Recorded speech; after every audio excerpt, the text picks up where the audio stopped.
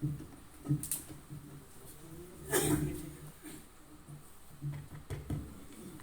तो लोग सुनना चाहते नहीं होंगे। नहीं, आपके लिए बैठे हैं, आपके लिए बैठे हैं, आप हमारे शुभचिंतक हैं। कार्यक्रम के आयोजक हमारे बड़े मित्र राष्ट्रीय महासचिव महादलित प्रसंग भाई चंदन लाल वाल्मीकि जी,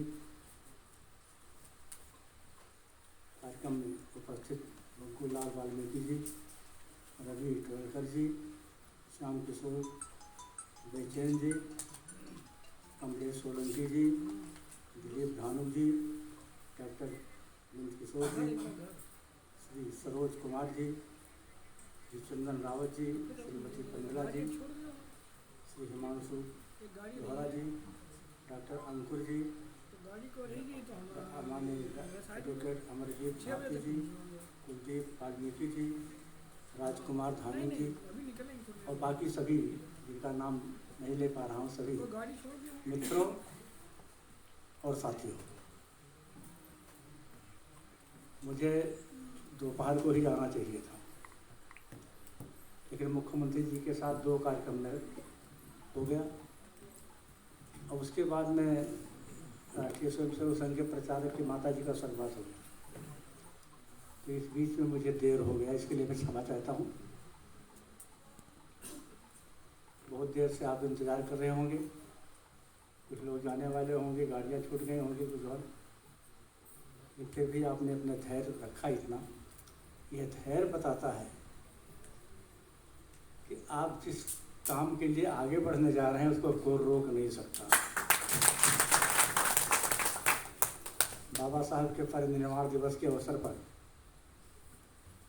उनको श्रद्धांजलि अर्पित करते हुए हम आप सबका लखनऊ में जो कार्यक्रम कर रहे हो, उत्तर प्रदेश सरकार की ओर से मैं आपका स्वागत करता हूं, अभिनंदन करता हूं।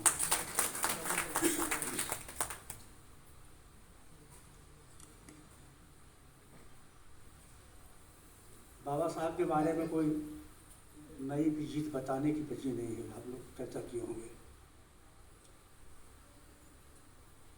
लेकिन हमने कहा जब कोई पैदा होता है, जन्म लेता है, तो केवल इंसान होता है,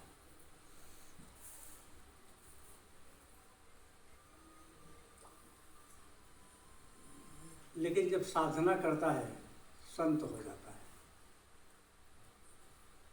और साधना का जब अंत करता है, जब साधना करता है तो साधु होता है, और साधना का अंत करता है तो संत होता है, और जब संत हो जाता है उसके आगे बढ़ता है तो राष्ट्र पुरुष महापुरुष हो जाता है। बाबा साहब उसी प्रकार से संघर्ष करते करते राष्ट्र नहीं अंतर्राष्ट्रीय पुरुष के रूप में आज जाने जाते हैं, जिनको मैं नमन करता हूँ, वंदन करता हूँ, अभिनंदन करता हूँ।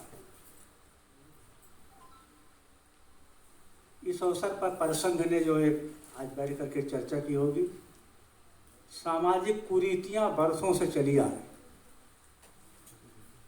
और उन सामाजिक कुरीतियों को ठीक करने के लिए हम सबको संघर्ष करना पड़ रहा है लोकतंत्र में। लेकिन मैं मोदी जी को बधाई दूंगा और उत्तर प्रदेश सरकार के योगी जी को बधाई दूंगा कि उन्होंने इस सारी समस्या को अंतिम पायदान पर खड़े व्यक्ति के उत्थान के बारे में जब तक कोई चर्चा नहीं होगी तब तक ये आज़ादी अधूरी मानी जाएगी, और इसलिए वहीं से काम शुरू किया।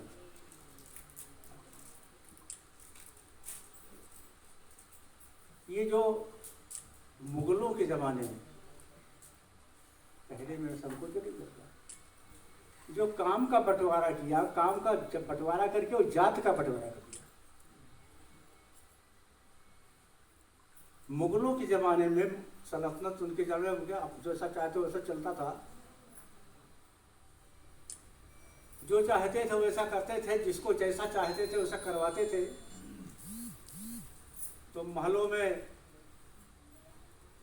सेवा के लिए एक काम इनको सौंपा, किसी को धोबी का काम सौंपा, किसी को बढ़ई का काम सौंपा, किसी को नाई का काम सौंपा, और बना बना करके उनको जो अच्छा काम करने वाले थे उनको भी उसी में डाल करके जाति बिरादरी के आधार पर बंटवारा कर दिया।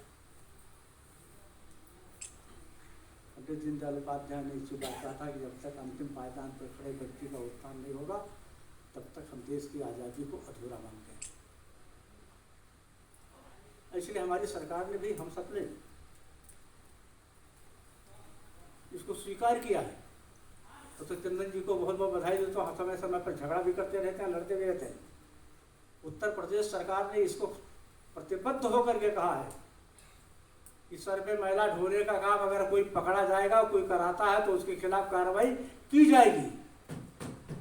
लेकिन मित्रों, यह निवेदन है कि थोड़ा हम लोगों को भी सतर्क रहना पड़ेगा, हम लोगों को भी सख्त रहना पड़ेगा। ठेकेदारों के चंगुल में और सारी व्यवस्था के चंगुल में नहीं फंसना चाहिए। इसलिए हमने कहा जो सीवर के अंदर कुछ होता है उसके लिए भी निर्धारित कर दिया गया होता।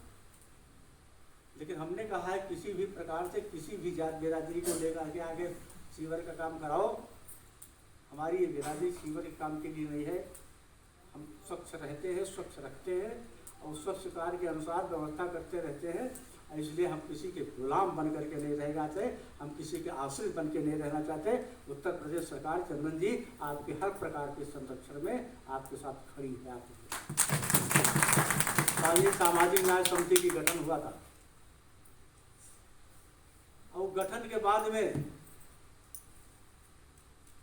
कुछ दूसरे दल के लोगों ने सुप्रीम कोर्ट में मुकदमा दायर कर दिया था। अब वो छूट गया है। हमारे यहाँ उसकी चर्चा हो रही है। चंदन जी तो लगे रहेंगे तो पढ़ाई लेंगे, कराई लेंगे, छोड़ देंगे। इसलिए मैं जो आपकी मांगे हैं हमको जरूर दे दीजिएगा और 5 लोगों को हमारे साथ एक दिन बिठा लीजिएगा। हम आपस में बैठ करके उस पर क्या क्या कैसे कैसे किया जा सकता है उस पर भी चर्चा करेंगे। और हम आपस में चर्चा करने के बाद में सरकारी अधिकारियों को भी बुला लेंगे। पहले तो हम आपस में बैठेंगे, फिर सरकारी अधिकारियों को बुला करके इसको आगे बढ़ाएंगे। लेकिन बाबा साहब भीमराव अम्बेडकर के उस बताए हुए कर्तव्य को शिक्षित बनो और क्या है संगठित रहो और संघर्ष करो। संघर्ष का मतलब ये नहीं है कि जाकर के लड़ाई करो। संघर्ष काहे के लिए? शिक्षित बनने के लिए। और शिक्षित काहे के लिए? हमको सामाजिक जीवन में सबके साथ मिलकर के काम करने के लिए। हाथ पैर आँख कान नाक सब यही समान है। जात का बंटवारा कहाँ? काम का बंटवारा तो कर दिया, काम के बंटवारे के अनुसार से जात का बंटवारा कर दिया। ये अब नहीं चलेगा। मोदी जी ने कहा है हमारे देश में सब समान वर्ग के लोग हैं, समान के साथ है, सबके साथ है। इसलिए अपने घर के सामने शौचालय बनाओ और कोई जात पात पर नहीं रह जाएगा, अपना शौचालय शौचालय इज्जत घर का नाम दिया। और इसलिए हम आपसे निवेदन करना चाहते हैं, चर्चा करना चाहते हैं।